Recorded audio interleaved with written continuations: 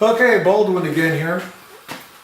This is more alignment. This is not testing the mirror, this is aligning the test stand, the sit test stand. So, I have my razor slit in here, and I use a .002 inch slit, that's 2/1000ths. I know Bill Thomas uses 3/1000ths, and I don't know what Lana used, but I'm happy with 2/1000ths with the holes that I'm using on my mask. So if you're metric, you can make some kind of conversion to that. So imagine this room's dark. I'm doing it bright here so you can see what's going on, but imagine the room's dark. We've got this set up close to the radius of curvature.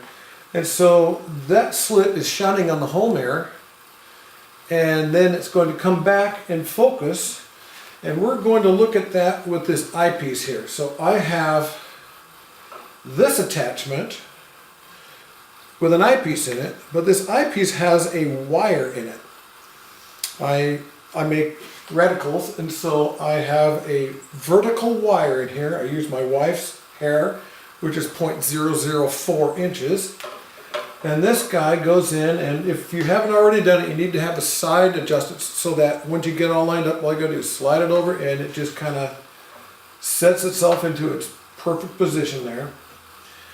And so the razor and the wire are now on the y-axis together. So now the slit lets light go out, hits the mirror, comes back, and the idea is for these guys to get all lined up perfectly.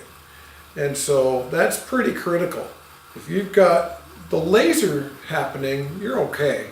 If you get this slit and this wire and the return beam all lined up, you're spot on. And so once you've done that, you got to do whatever you need to do to adjust this guy. You've got this rotation here, I hope. You've got these adjustments here. And once that's happened, your test stand is there. Now you wind this guy all the way forward and all the way back. Run it all the way, in and out, all the way.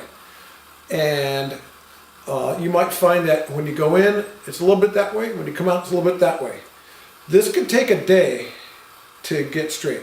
And that's okay, because once it's done, you're never going to do it again unless you drop this thing and get all deregistered. So I have what looks like 5 inches of travel. That's great.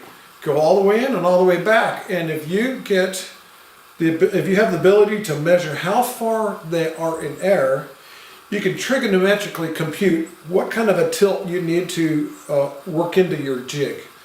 And so when you're all done, this shaft, which goes forward and back, and these guys should stay lined up all the way in and out.